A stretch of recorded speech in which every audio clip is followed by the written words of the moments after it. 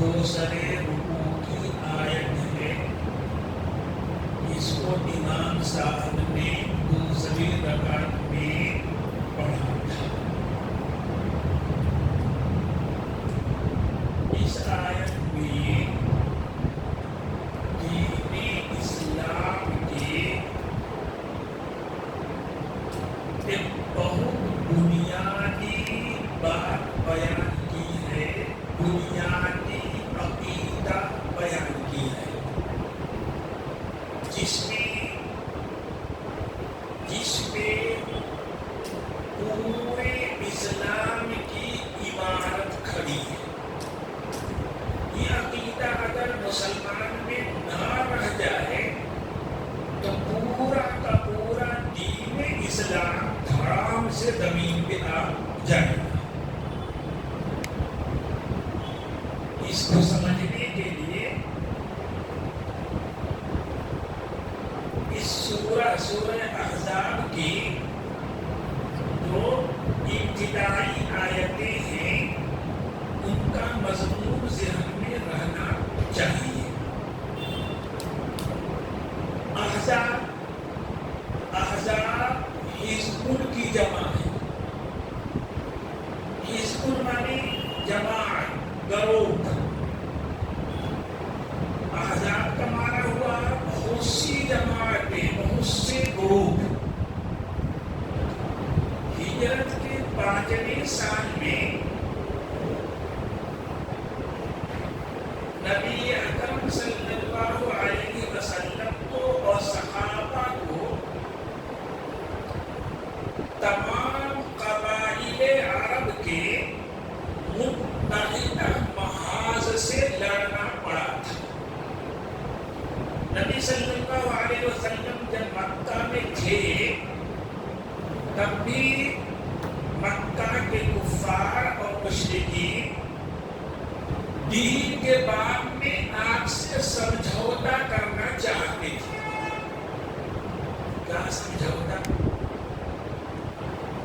کہ ایسا ہے کہ آپ جس خدا کو مانتے ہیں ہم تھوڑا سا ان کو مان لیتے ہیں، اس کی عبادت کر دیتے ہیں، اور ہم جن خداؤں کو مانتے ہیں آپ تھوڑی سی ان کی پوجا کر دیا کیجیے، اس طرح سے سیکولر ہو جائیں گے، ہماری کوئی بات رہ جائے گی، آپ کی بات بھی رہ جائے گی۔ اس اللہ کو آپ مانتے ہیں، ہم اس کی عبادت کرنے لگے گے، اس کی پوجا کرنے لگے، اور جن 360 بتوں کو ہم مانتے ہیں تھوڑی سی ان کی عبادت کر دیا کیجیے، ان کی پوجا کر دیجیے کہ ہمارا آپ کا جھگڑا ختم ہو جائے گا۔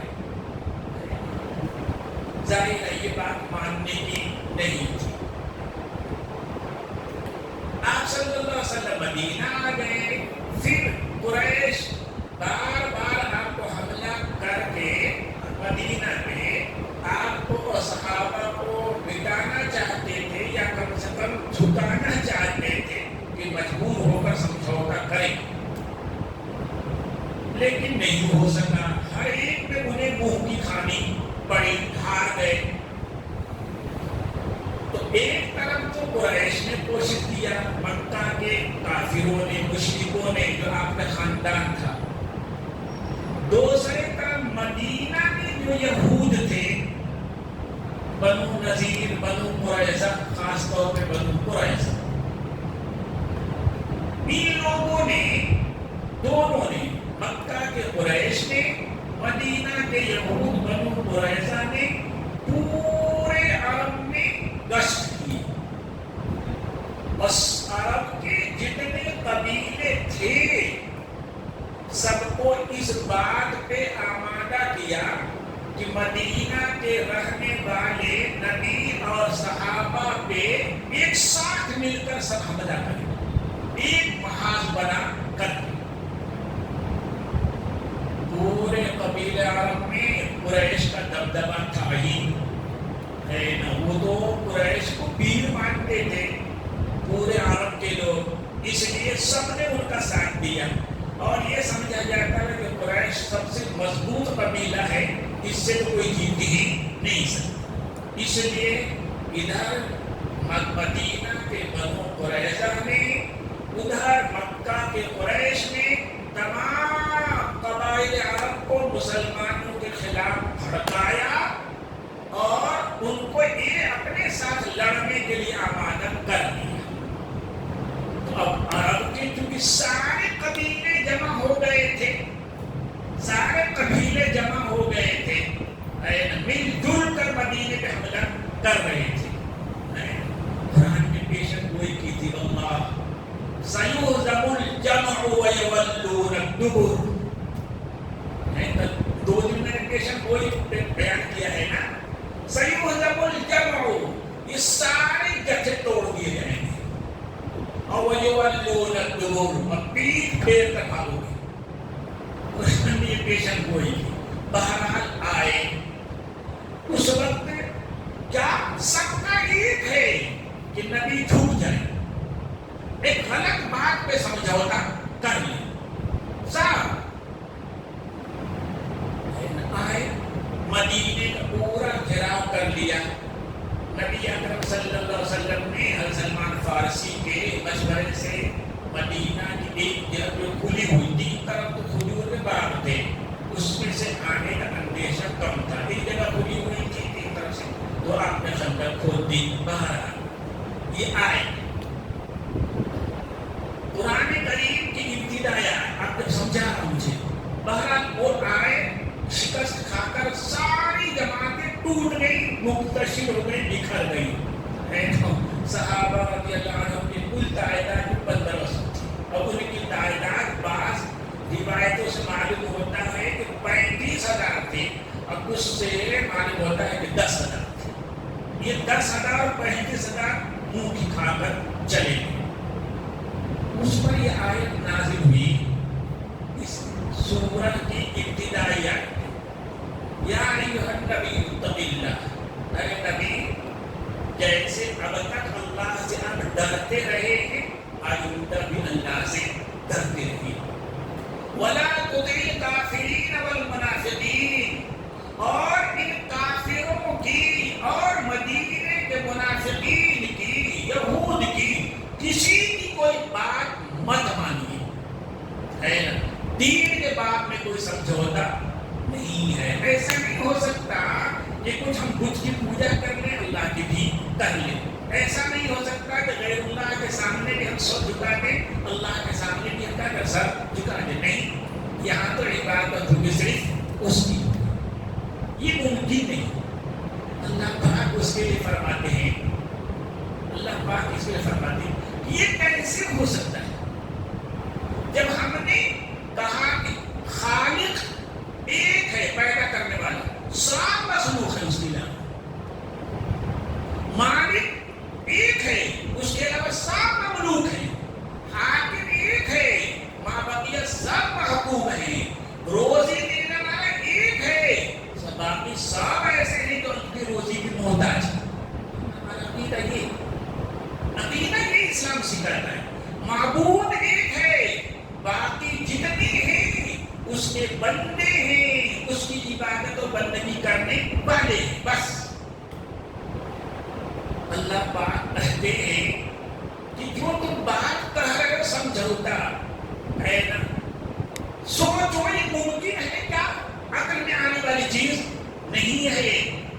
ایمان و عقیدہ ہاتھ کا پیر کا عمل نہیں ہے، وہ تو دل کا عمل ہے۔ ایمان عقیدہ کس کا عمل ہے؟ دل کا ہے۔ دل نے جب کہا کہ اللہ خالق ہے، ماں بقیہ سب جتنے سب مخلوق ہیں اس کی، تو جن میں سے مخلوق کہا ہے ان میں سے دل کسی کو خالق کیسے مان لے گا؟ جب دل نے سے جب مانا کہ روزی دینے والا ایک ہے، بقیہ جتنے ہیں سب اس کی روزی کی محتاج ہیں، تو دل کیسے مان لے گا کہ یہ بھی کیا کرے گا؟ روزی دے دے گا۔ دل نے جب کہا کہ حاکم ایک ہے، ماں بقیہ سب اس کی محکوم اس کی بات مانیں گے، لیکن محکوموں میں سے دل کسی کو کیسے مان لے گا کہ یہ بھی حاکم ہے؟ دل تو کیا ہے؟ ایک ہی ہے، دل تو ایک ہی ہے، تو کسی کو خالق ماننا مالک ماننا، رازق ماننا، حسان جہاں کو روزی دینے والا ماننا، یہ تو دل کا عقیدہ ہے نا. اور دل تو ایک ہے، اس دل میں دو طرح کی بات کیسے آ سکتی ہے؟ دو طرح کی ضد باتیں کیسے آ سکتی ہیں؟ ارے دل تو ایک ہی ہے. ہاں دو ہے، پیر دو ہے، آنکھ دو ہے، ٹھیک ہے. ہو سکتا ہے کہ اس ہاتھ میں ہم نے ایک چیز پکڑ لیا، اس ہاتھ میں دوسری چیز کا کر لیا، پکڑ لیا. ہو سکتا ہے ایک ٹانگ ہم نے ادھر کر دیا، ایک ٹانگ ادھر کر دیا. ہو سکتا ہے کہ ایک آنکھ سے ہم ادھر دیکھیں، دل سے ایک آگے. لیکن دل تو کیا ہے؟ ایک ہے. دل تو ایک ہے. اس میں دونوں باتیں کیسے ہو سکتی ہیں کہ اللہ محتاج، سب کے غنی ہیں، سب سے محتاج ہیں. جن کو ہم محتاج کر رہے ہیں دل یہ بھی مان لے کہ یہ بھی غنی ہے. یہ کیسے ہو جائے گا؟ جس کو ہم رازق مان رہے ہیں، ہم کیسے مان لیں کہ اس کو کوئی روزی دینے والا ہے؟ کیسے دل کر لے گا؟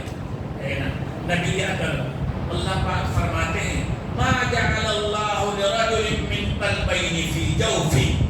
اللہ تعالیٰ نے کسی بھی انسان کے سینے میں دو دل نہیں بنائے ہیں. دل ایک ہے. دل ایک ہے. جب دل ایک ہے تو اس کا ایمان ایک ہوگا، اس کا عقیدہ ایک ہوگا، اس کا نظریہ ایک ہوگا. وہ متضاد کی سوچ نہیں سکتا، یہ ہو نہیں سکتا. تو ہاتھ پیر کی طرح کوئی دل چیز نہیں ہے. ایک ہاتھ میں لڈو، ایک ہاتھ میں تلوار، ایسا نہیں ہو سکتا.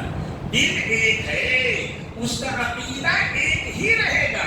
اگر کسی چیز کو سوچ لو تو اللہ، کسی بھی چیز، ہم نے جس چیز کو جو مانا ہے نا، اس کے ہٹ کر کیسے مان سکتے ہیں؟ اس سے ہٹ کر کیسے مان سکتے ہیں؟ ہم اسے گلاس مان رہے ہیں تو اسے بدنا لوٹا کیسے مان لیں گے بھائی؟ دل تو ایک ہی کہے گا تو اسے گلاس کہے گا یا کسی کو گلدان کہے گا. دل دونوں باتیں نہیں کر سکتا ہے نا. نبی اکرم صلی اللہ علیہ وسلم نے اسی بات کو سمجھایا. من اعطى لله ومنع لله واحب لله وابغض لله فقد استقبل الايمان. دین کا حال تو یہ ہے کہ یہاں جب اللہ کو مان لیا دل سے تو دل میں اللہ کے سوا کچھ بھی نہیں رہے گا، ہے نا. توحید اسی کا نام ہے کہ دل میں اللہ کے سوا کچھ بھی نہ رہے، ہے نا. ہم نے اسے خالق مانا، کسی اور کو خالق سوچ بھی نہ سکے.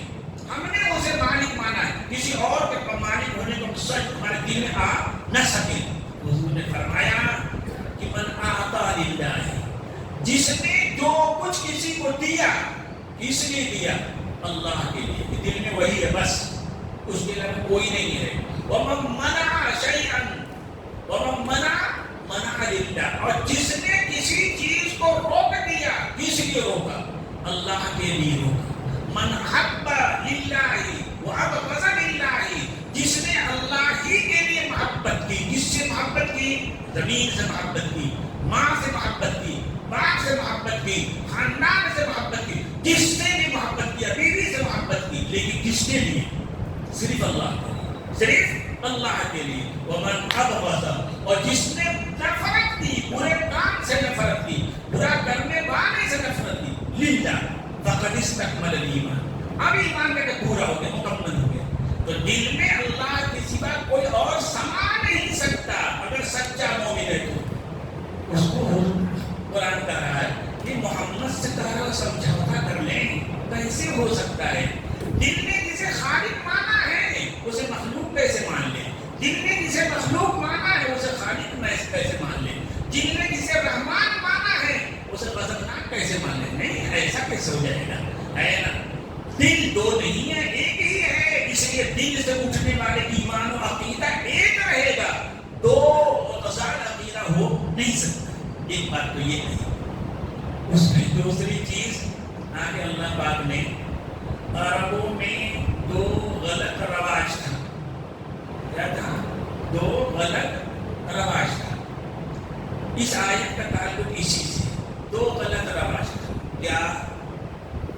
کہ اگر شوہر خدا نخواستہ اپنی بیوی کو ماں کہہ دے یا ماں کی پشت کی طرح کہہ دے ہے انت علی کظہر امی، تو میرے نزدیک ماں کی پشت کی طرح ہے، یعنی جس طرح ماں حرام ہے تو بھی کیا ہے حرام، یہ کہہ دیا۔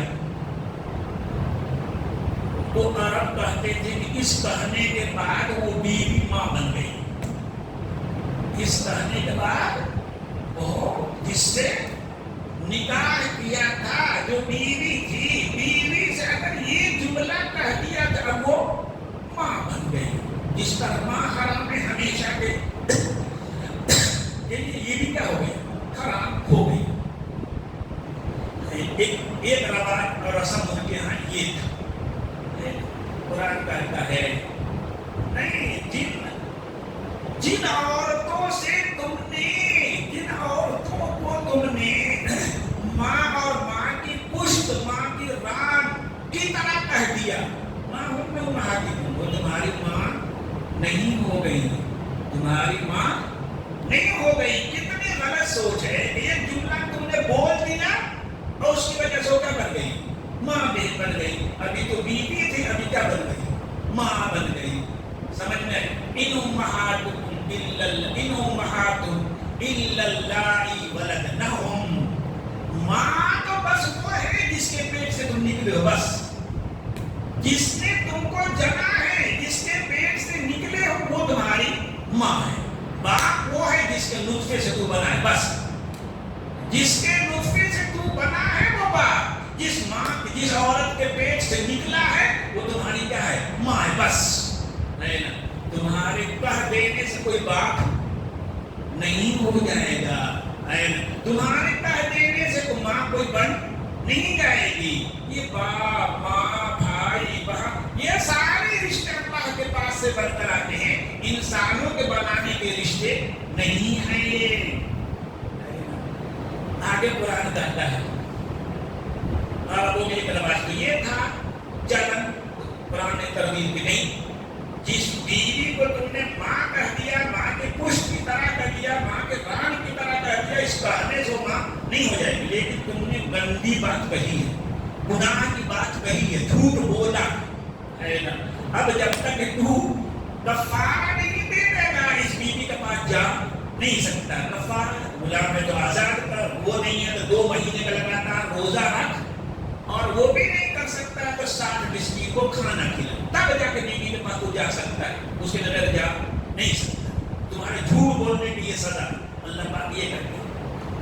ایک دوسرا رواج ان کے یہاں تھا ہے نا، اور ہندوستان میں بھی ہے نا، کہ اگر کسی آدمی نے کسی اجنبی لڑکے کو، اجنبی لڑکی کو بیٹا کہہ دیا، بیٹی کہہ دیا، تو وہ سمجھتے تھے کہ یہ سچ مچ کا کیا ہو گیا بیٹا ہو گیا، سچ مچ کا کیا ہو گیا بیٹا ہو گیا، بیٹی ہو گیا، بس جس کو بیٹا کہہ دیا عرب کہتے کہ وہ بیٹا ہو گیا، اسی کی طرف نسبت کرتے تھے، باپ کو الگ کر کے۔ اب عمر نے بیٹا کہہ دیا عمر کا بیٹا ہے، عمر کا بیٹا ہے، باپ تو کوئی اور ہے جس کے نطفہ سے بنا ہے، وہ تیرے نطفے سے تو بنا نہیں کہ تیرا بیٹا ہو جائے گا۔ اس کو متبنہ کہتے تھے، منہ بولا بیٹا، منہ بولا بیٹا، لے پالک، اسے لے کر پال لیا گیا ہے نا۔ اسلام کہتا ہے کہ تیرا اس کے ساتھ تعلق ہے، محبت ہے، تو اس کے ساتھ اچھا برتاؤ کر، اس کا پالن پوشن سب کچھ کر، لیکن اس کہانی کی وجہ سے وہ بیٹا بن جائے نہیں جائے گا۔ جس کا بیٹا اللہ نے بنا کر پیدا کیا اسی کا کیا رہے گا، وہ بیٹا رہے گا۔ تمہارے کہنے سے تمہارا جعل ادعیاءکم ابناءکم، جن کو تم نے اپنا بیٹا کہہ دیا ہے، اس کہہ دینے سے وہ تمہارے بیٹے نہیں ہو جائیں گے، ہے نا۔ اب ان کو ان کے باپ ہی سے جوڑ کر پکارو، زید کا نطفہ ہے تو وہ زید کا بیٹا ہے، ہمارا مت کہو، جس کا نطفہ ہے اسی کی طرف منسوب نسبت کر کے پکارو۔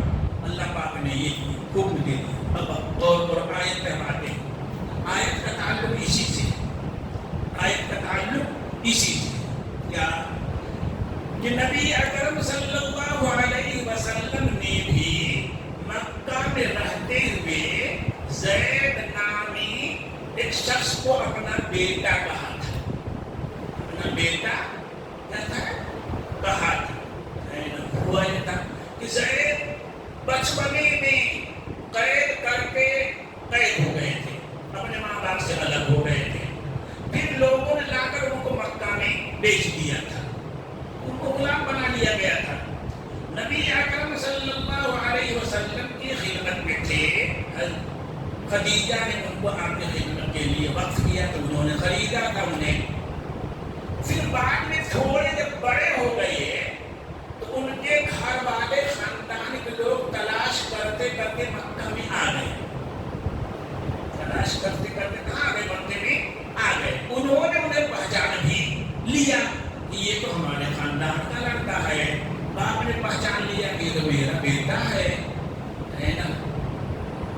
ان سب نے نبی اکرم صلی اللہ علیہ وسلم پہ دباؤ بنایا کہ آپ ہمارا بیٹا جو بھی پیسہ لینا ہو آپ لے لیجیے، ہمارا بیٹا ہمیں واپس کر دیجیے۔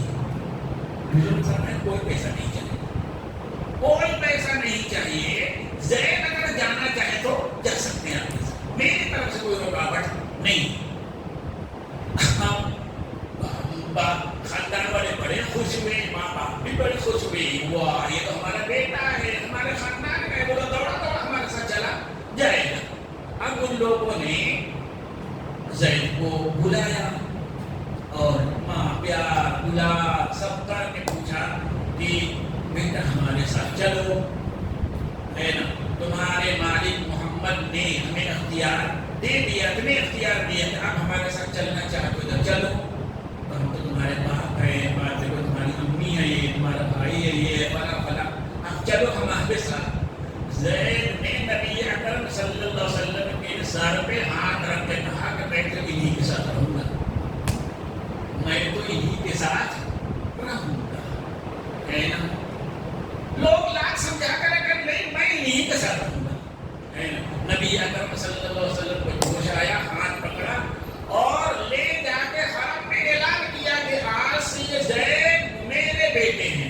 اس کے بعد ان کو زید بن محمد کہا جانے لگا، زید بن محمد، مانا زید جو بیٹے ہیں محمد کے، زید جو بیٹے ہیں محمد کے۔ سمجھ میں آئی بات؟ ہوتا رہا کہتے رہے۔ یہ آیت نازل ہوئی ہے، اب اس نے کہا کہ محمد نے اگر زید کو بیٹا کہہ دیا تو ان کے بیٹا کہہ دینے سے زید بیٹا ہو نہیں جائے گا، ہے نا۔ عربوں کے رواج کے مطابق آپ نے بیٹا کہا تھا پیار میں، لیکن قرآن کہتا ہے محض بیٹا کہہ دینے سے بیٹا بن نہیں جائیں گے۔ آپ کا پیار ہے، محبت ہے، لگاؤ ہے، کیجیے، ہر طرح سے مدد کیجیے، پرورش میں سب کچھ کیجیے، لیکن سچ مچ کا یہ بیٹا نہیں ہے آپ کا، ہے نا۔ قرآن نے حکم دیا کہ اب باپ کی طرف نسبت کرو، زید ولد حارث کہو، حارثہ کہو، زید ولد محمد مت کہو۔ ہو گیا بھائی، ایک چیز ہوئی۔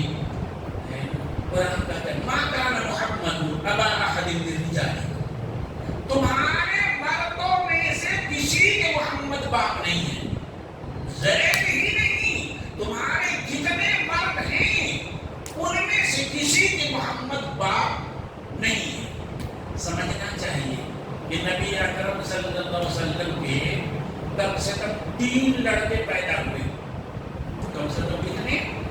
قاسم، عبداللہ ہی کا لقب ہے طیب و طاہر، اور ابراہیم، 3 لڑکے پیدا ہوئے آپ کے۔ لیکن یہ رجل کر کے بڑے انسان کو، بالغ انسان کو، اس کو بالغ کو، عربی میں بچے کو رجل نہیں کہتے۔ اور آپ کے ان تینوں بیٹوں کا بچپن ہی میں کیا ہو گیا تھا؟ انتقال ہو گیا تھا، ہے نا۔ تو آپ بچوں کے تو باپ ہیں لیکن مرد رجال کے باپ نہیں ہیں۔ اور آپ کی 4 صاحبزادیاں تھیں، چاروں الحمدللہ بڑی عمر تک زندہ رہی، شادی ہوئی، اولادیں بھی ہوئی ان کی۔ اس طرح سے آپ کی یہ 7 اولادیں تھیں، 3 نرینہ، اس میں سے 2 تو حضرت خدیجہ رضی اللہ عنہا کے بطن سے پیدا ہوئے تھے، ابراہیم یہ مدینہ میں پیدا ہوئے تھے حضرت ماریہ کے پیٹ سے۔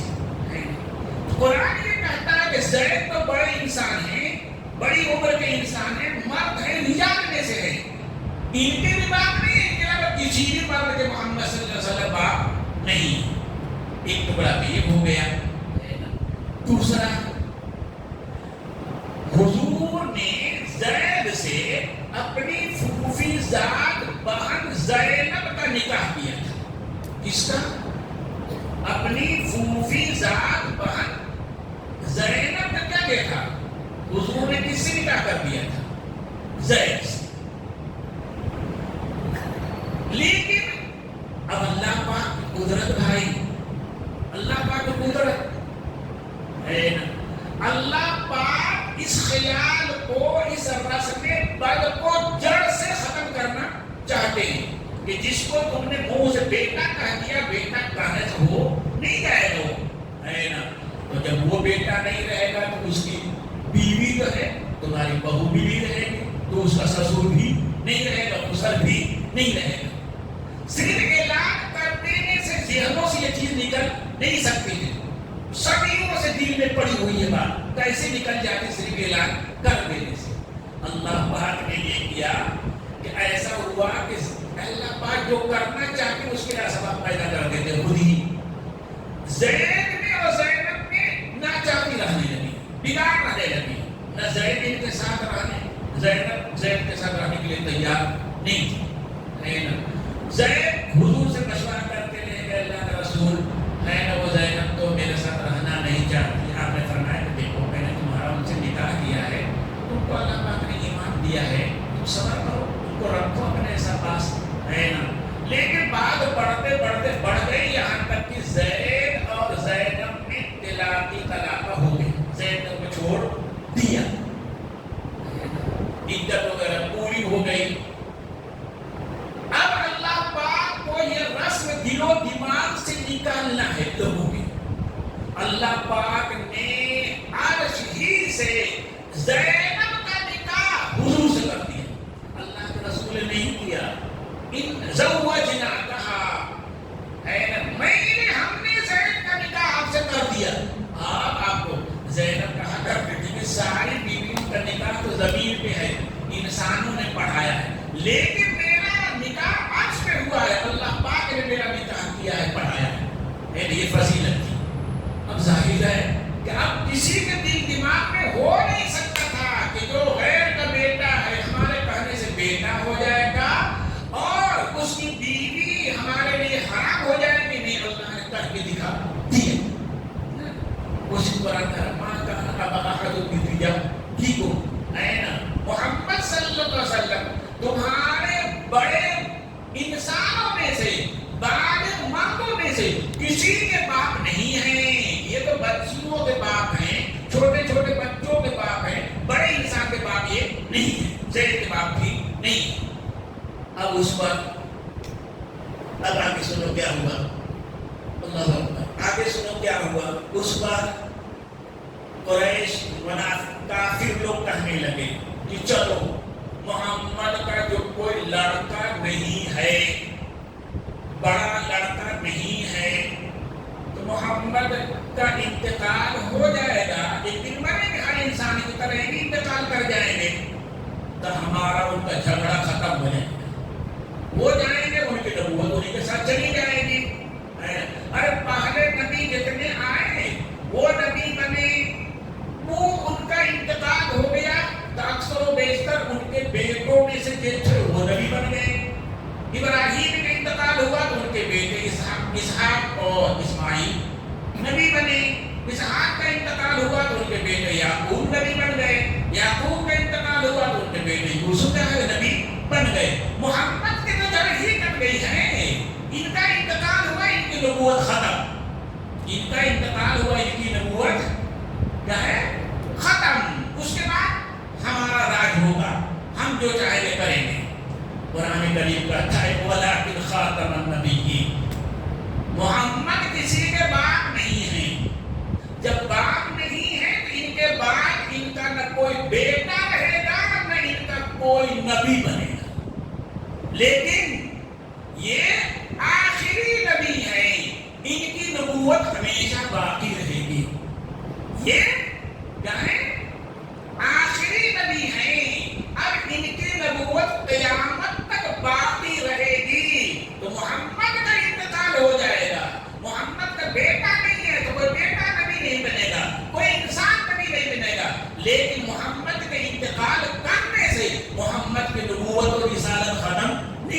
گی، وہ قیامت تک کیا رہے گی؟ باقی رہے گی. کیوں؟ اس لیے کہ آخری نبی ہیں، یہ آخری نبی ہیں، اور کسی بھی نبو کی نبوت اس وقت تک باقی رہتی ہے جب تک کہ کوئی دوسرا نبی آ نہ جائے. نہ ان کے بعد کوئی نبی آئے گا، نہ ان کی نبوت ختم ہوگی. اب یہ جو کتاب لے کر آئے قرآن، اللہ پاک کہتے ہیں ہم اس کی حفاظت کریں گے، ہم اس کی حفاظت کریں گے. اور اللہ پاک نے قرآن کریم کی کیسے حفاظت کی ہے؟ لاکھوں کروڑوں انسان کو قرآن الف سے لے کر یا تک پورا کا پورا یاد ہے. پھر قرآن کی جو وضاحت تفسیر نبی اکرم صلی اللہ علیہ وسلم نے اپنی حدیث کے ذریعے کی، اپنی سنت کے ذریعے کی. اللہ نے آپ کے ہر بات کو، ہر عمل کو بالکل قیامت تک کے لیے حدیث کی کتاب میں محفوظ کر دیا. یہ نبوت باقی رہے گی. جو احکام لے کر آئے ہیں، جو آیات لے کر آئے ہیں، جو سنت ہے، یہ ساری چیزیں باقی رہے گی. محمد چلے جائیں گے دنیا سے، لیکن قرآن نہیں جائے گا، حدیث نہیں جائے گی. اس لیے ان کا قرآن باقی رہے گا، ان کی حدیث باقی رہے گی، اور ان کی رسالت و نبوت کیا رہے گی؟ باقی رہے گی. اب سمجھو آخری بات جو کہنا ہے نا، یہ پورے امت کا، رسول اللہ سے لے کر صحابہ اور آج تک پورے امت کا اتفاقی عقیدہ ہے کہ محمد صلی اللہ علیہ وسلم آخری نبی ہیں. ان کے بعد جو بھی کہے گا کہ میں نبی ہوں وہ جھوٹا ہوگا، کافر ہوگا، اور اس کو جو بھی نبی مان لے گا وہ بھی اسلام سے نکل جائے گا. یاد رکھو تین چیزیں بالکل اتر ہے نا. اسلام نے انسانوں کے درمیان جھگڑے اور اختلاف کی کوئی بنیاد ہی نہیں چھوڑی. سارے انسان ایک ساتھ رہے، مل جل کے رہے. ایسے اور سمجھو اللہ بھی ہم نے کہتے ہیں، ہمارا عقیدہ ہے کہ ہم سب کو پیدا کرنے والا، ہر انسان سب کو پیدا کرنے والا کون؟ اللہ ایک. ماں باپ سب کے ایک، آدم و حوا. تو جب سب کا پیدا کرنے والا ایک ہے، سب کے ماں باپ ایک ہیں، تو پھر لڑائی کیسی بھائی؟ پھر لڑائی کیسی؟ سب سے بھائی بھائی ہوئے، لڑائی کس بات کی؟ کون بڑا ہے کون چھوٹا، یہ کہاں سے آیا ہے جب سب ایک ہی ہے؟ سب کو پیدا کرنے والا بھی ایک ہے، سب کے ماں باپ بھی ایک ہے. تو کوئی کہے میں بڑا ہو گیا، تو کیسے بڑا ہو گیا؟ کہاں مجھ سے چھوٹا ہے، حقیر ہے، ذلیل ہے، کیسے ہو گیا؟ میرے ماں باپ تو ایک ہے، پیدا کرنے والا بھی کیا ہے؟ ایک ہے. اور سب کا نبی بھی ایک ہے، حضرت محمد صلی اللہ علیہ وسلم آخری نبی ہے. سارے انسانوں کا نبی ہے، آخری نبی ہے. قرآن یہ کہتا ہے نا. اس پر ہر زمانے میں تمام مسلمانوں کا اتفاق رہا ہے، اور سب کا اتفاق ہے. کوئی بھی دین کی کتاب اٹھا کے دیکھ لو کہ کہتے ہیں کہ حضور کے بعد کوئی نبی نہیں آئے گا، یعنی کوئی نبی بنے گا نہیں. کوئی نبی بنے گا نہیں، پیدا نہیں ہوگا. عیسیٰ علیہ السلام پہلے سے نبی ہے، وہ آئیں گے آخری زمانے میں، لیکن آنے کے بعد نبی نہیں بنیں گے، بلکہ حضور کے 500-600 سال پہلے وہ کیا بن چکے؟ نبی بن چکے. ماں کے پیٹ سے پیدا نہیں ہوں گے، بلکہ وہ آسمان سے اترے گی. تو کہتے ہیں کوئی آپ کے بعد نبی نہیں بنے گا، آپ کے بعد کوئی نبی پیدا نہیں ہوگا. عیسیٰ علیہ السلام آئیں گے، وہ تو ہمارا عقیدہ ہے. مسلمانوں کی پوری تاریخ میں بھائی ہے نا، کبھی اسلام میں رہتے ہوئے کسی نے نبوت کا دعویٰ نہیں کیا، کوئی نبی نہیں بنا. اسلام کے باہر آ کے تو سینکڑوں نبی بنے، ہم کو اس مطلب نہیں ہے. لیکن اسلام میں رہتے ہوئے اپنے کو مسلمان کہتے ہوئے بس ایک بےہودہ بنا ہے، غلام احمد قادیانی. غلام احمد قادیانی 1839 میں یا 1840 میں پیدا ہوا، ایک مسلمان گھرانے میں پیدا ہوا. نام غلام احمد، باپ کا نام غلام مرتضیٰ، دادا کا نام گل محمد. مسلمان گھرانے میں پیدا ہوا، ایک رئیس گھرانہ تھا ہے نا.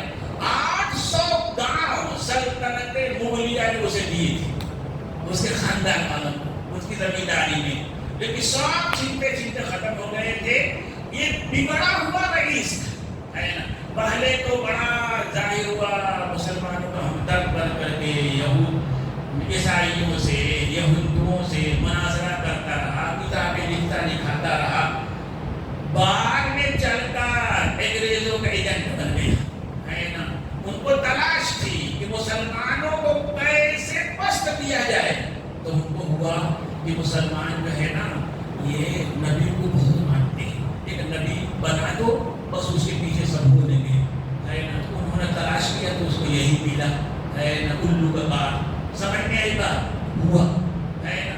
اس نے پہلے تو اپنے کو مہدی کہا، پھر عیسیٰ کہا، مسیح عیسیٰ کہا، پھر آخر میں ہوتے ہوتے زندگی کو اس کے جب 6-7-8 سال باقی رہ گئے تھے، 1900 پورے ہو چکے تھے، 1900 عیسوی، تو اس نے اپنے کو نبی کہنا شروع کر دیا۔ اب اس میں علماء نے جب اس کو پکڑا، اس زمانے کے علماء نے پکڑا یہ نبی تو کیسے ہو جائے، کہا کہ نا میں اصلی نبی نہیں ہوں، نئی شریعت نیا دین لے کر نہیں آیا ہوں، میں ایسا نبی ہوں جو محمد ہی کے دین پہ چلے گا۔ تو انہوں نے کہا کہ یہ کیسے، کوئی نبی آ نہیں سکتا نہ نئی شریعت کے ساتھ نہ پرانی شریعت کے ساتھ۔ جب پکڑا گیا تو کہا کہ ارے میں اوریجنل نبی نہیں ہوں، اوریجنل اور اصلی نبی نہیں ہوں، میں ذلی نبی ہوں، بروزی نبی ہوں۔ پوچھا کہ ذلی نبی بروزی نبی کیا ہوتا ہے؟ ذل مانے سایہ، بروزی مانے ظاہر ہونا۔ تو اس نے کہنا شروع کیا کہ محمد ہی صلی اللہ علیہ وسلم میرے روپ میں آ گئے ہیں، میں الگ نہیں ہوں کچھ، میں نے حضور کی اتباع کیا، حضور کی اتباع کیا یہاں ہوتے ہوتے کہ 1400 سال پہلے جب محمد مکہ میں پیدا ہوئے تھے، مدینہ میں ہجرت کیے تھے، مدینہ میں انتقال کے بعد دفن ہوئے تھے، میری شکل میں وہی آ گئے، محمدی آ گئے۔ یہ سب کہانی پڑھا ہے نا۔ علماء نے کہا کافر ہے، اس سے چونکہ یہ مسلمان رہتے ہوئے اس نے نبی بنا اپنے کو ہے نا، اور طرح طرح سے لوگوں کو دھوکہ دیا، اس لیے بہت سے مسلمان اس کے دھوکے میں آ گئے ہے نا۔ پھر ایک جتھا بنا اس کا ہے نا، اس سے مسلمانوں کو اتنا نقصان پہنچا ہے کہ اس کے بعد سینکڑوں نبی بنے حضور کے بعد، لیکن وہ سب غیر مسلم تھے، بنتا اس سے سزا لینا دینا، لیکن یہ اسلام اور مسلمان کا روپ دھار کر کیا بنا ہے، نبی بنا۔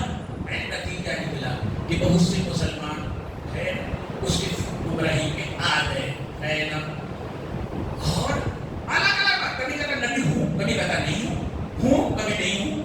تو اس کے کام والے، اس کے ماننے والے یہ دکھاتے ہیں مسلمانوں کے، نہیں ہمارے مرزا تو کہتے تھے کہ نبی نہیں ہوں، اس لیے وہ مسلمان ہی ہیں۔ اور جب اس نے نبی نہیں، ذلی نبی ہوں، بروزی نبی ہوں، فلاں کوالٹی کا نبی ہوں، اس کوالٹی کا نہیں ہوں، یہ کہتا تھا، اس کی وجہ سے مسلمانوں کو دھوکہ دیا ان سب نے۔ اپنے عبادت گاہوں کا نام جن میں وہ پوجا پاٹ کرتے ہیں یا نماز پڑھتے ہیں، انہوں نے مسلمانی رکھا، مسجد جیسے ہم اپنی مسجد کو دیکھو، کوئی گرودوارا کہتا ہے، کوئی مندر کہتا ہے، کوئی کلیسا کہتا ہے، کوئی گرجا کہتا ہے، ہر ماں اپنے ماننے والوں کی عبادت کا نام، گاہ کا نام الگ الگ، لیکن ان دھوکہ بازوں نے اپنی جہاں وہ اپنا پوجا پاٹ وغیرہ کرتے اس کو مسجد کہا ہے نا، اپنا نام بھی مسلمانوں کی طرح رکھا، احمد، محمد، فلاں ڈھکا وغیرہ، اس لیے مسلمانوں سے دھوکہ کھاتے چلے گئے ہے نا۔ وہ تو اللہ کا فضل ہے، دارالعلوم کے بڑوں کا اور آپ کے بڑوں کا، انہوں نے اس کی حقیقت کو جانا، مسلمانوں کو سمجھایا، اور سارے مسلمانوں کی اکثریت اپنے دین محمدی میں قائم رہی، اسلام میں قائم رہی، اور ان کا الگ جماعت بنا ہو گئی۔ یہ بھی نہیں وہ شیعہ سنی کی طرح ہے، دیوبندی بریلوی کی طرح نہیں بابا، یہ شیعہ اور سنی کو دیوبندی اور بریلوی سارے ایک دوسرے کو مسلمان مانتے ہیں، لیکن سارے مسلمان احمدیوں کو، قادیانی کو کافر مانتے ہو، کافر ہیں ہے نا۔